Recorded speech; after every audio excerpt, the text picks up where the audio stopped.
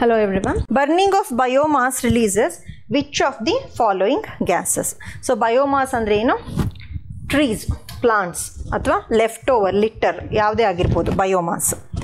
So ಆ ಬಯೋಮಾಸ್ನ burn ಮಾಡೋದ್ರಿಂದ decaying organic matter ಯಾವುದೇ ಆಗಿರ್ಬೋದು ಬಯೋಮಾಸ್ನ ಬರ್ನ್ ಮಾಡೋದ್ರಿಂದ ಯಾವ ಗ್ಯಾಸಸ್ ರಿಲೀಸ್ ಆಗುತ್ತೆ. ಸೊ ಇದು ನೋಡಿದ ತಕ್ಷಣ ನಿಮಗೆ ಗೊತ್ತಾಗಬೇಕು. Carbon monoxide, ozone, methane, carbon dioxide. So ಎಲ್ಲದೂ ಕೂಡ ರಿಲೀಸ್ ಆಗುತ್ತೆ. ಸೊ ಓಝೋನು ಪ್ರೈಮರಿ ಪೊಲ್ಯೂಟೆಂಟ್ಸು ಕಾಂಬಿನೇಷನಿಂದ ಅವುಗಳದ್ದು ಮಿಕ್ಸ್ಚರಿಂದ ಓಝೋನ್ ಕೂಡ ಫಾರ್ಮ್ ಆಗುತ್ತೆ. So when the biomass is burnt ಅಥವಾ ಪ್ಲಾಂಟ್ಸು ನಮ್ಮದು ಸ್ಟಬಲ್ ಬರ್ನಿಂಗ್ ಆಗಿರ್ಬೋದು. ಏನು stubble burning problem which is the main culprit for Delhi air pollution. So stubble burning is nothing but it is also biomass stubble. So ಇವೆಲ್ಲ burn ಮಾಡೋದ್ರಿಂದ ಈ 4 gases ಕೂಡ release ಆಗುತ್ತೆ. So all the above is the answer. Consider the following: beet, rice husk, wooden chips, wheat stalks. So wheat stalks ಅಂದರೆ ಅದು ಏನು ಕಡ್ಡಿಗಳು ಉಳಿದಿರುತ್ತೆ ಸ್ಟಬಲ್ಲು ವೀಟ್ ಸ್ಟಾಕ್ ಅದು.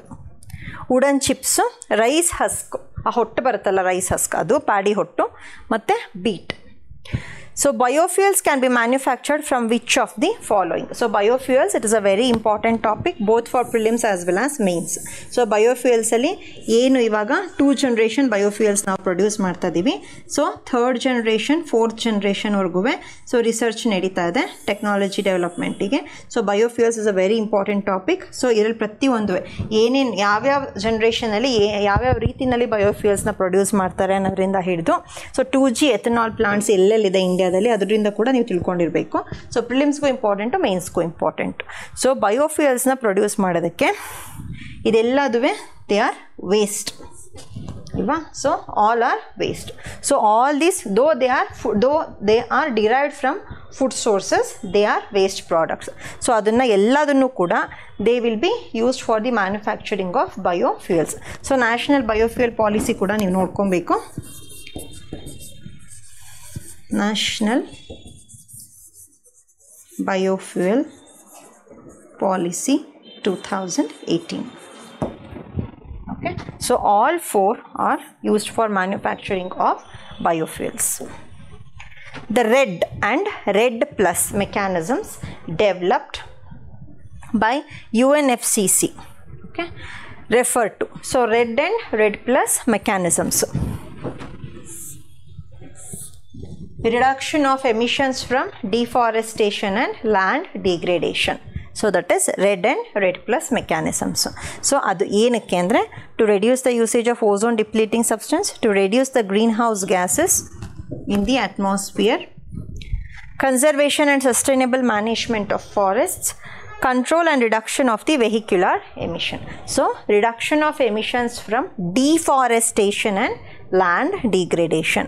So the answer is conservation and sustainable management of forests. Okay, so ಇದನ್ನು first 2008 introduce ಮಾಡಿದ್ರು. Next first REDD ಇತ್ತು, ಆಮೇಲೆ ಈ ಪ್ಲಸ್ನ ಆ್ಯಡ್ ಮಾಡಿದ್ರು, REDD plus.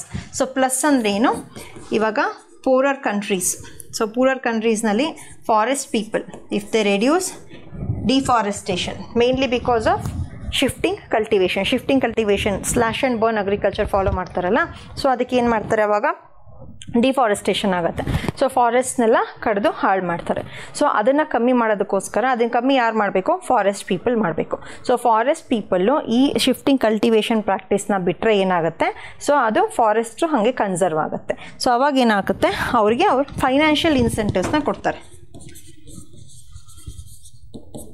To conserve the forests and reduce deforestation and land degradation. So ಈ financial incentives ಇದೆಯಲ್ಲ, so this is nothing but ಈ ಪ್ಲಸ್ ಕಾಂಪೋನೆಂಟ್.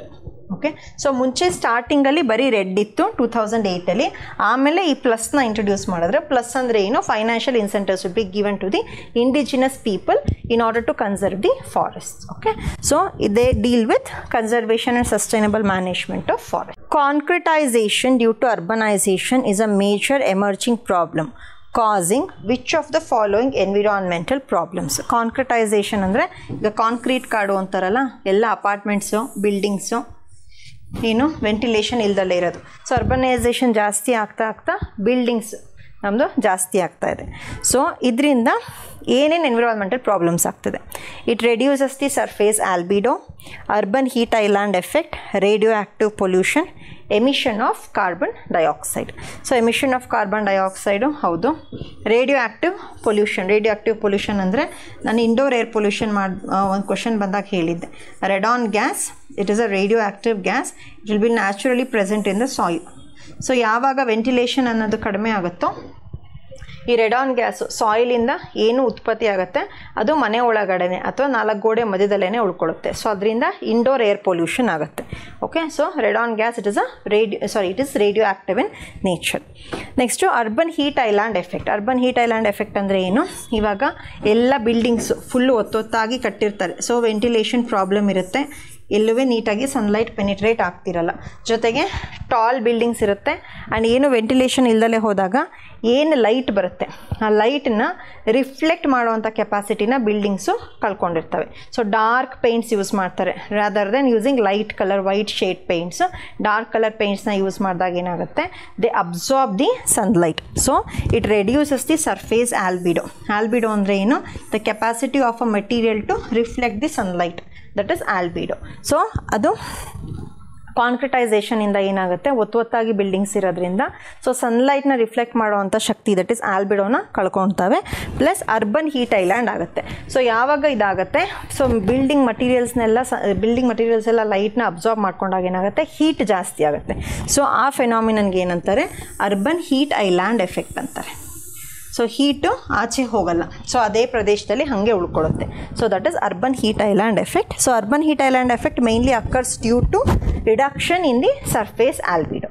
ಓಕೆ, ಸೊ ಇದೆಲ್ಲದೂ ಕೂಡ they are the main environmental problems cause due to concretisation. So the answer is all the above. The Itai disease, a painful disease of bones and joints, is caused by poisoning of which of the metals? Okay, so idu direct question. So different metals and avugaldu ಏನೇನು disease form ಆಗುತ್ತೆ, ಆರ್ಸೆನಿಕ್ಕು, fluoride, Mercury, ಇದೆಲ್ಲ ಒಂದು chart ಇರುತ್ತೆ. So ಇದನ್ನು ನೀವು master of ಫಾಲೋಯಿಂಗಿಗೂ ಕೇಳ್ಬೋದು, ಅವರು ಈ ಥರ ಡೈರೆಕ್ಟಾಗೂ ಕೇಳ್ಬೋದು. ಅದನ್ನ ನೀಟಾಗಿ ಒಂದ್ಸರಿ ನೋಡ್ಕೊಳ್ಳಿ. So eta is caused due to cadmium poison. Central Pollution Control Board was established under which act? Central Pollution Control Board, CPCB. Okay, so it was established under Water Act of 1974. So ಈ ಥರ organisations it is control board. ಈ ಥರ organisations under ಯಾವ act establish ಆಗಿದೆ, ಯಾವ ವರ್ಷ ಆಗಿದೆ ಅನ್ನೋದು ಕೂಡ ಇಂಪಾರ್ಟೆಂಟ್ ಕ್ವೆಶನ್ಸು. ಸೊ ಅದರಲ್ಲೂ ಕೂಡ ಬೇರೆ ಇದ್ರ ಮೇಲೂ ಕ್ವೆಶನ್ಸ್ ಕೇಳ್ಬೋದು, ಅದನ್ನು ಒಂದ್ಸರಿ ನೋಡ್ಕೊಳ್ಳಿ.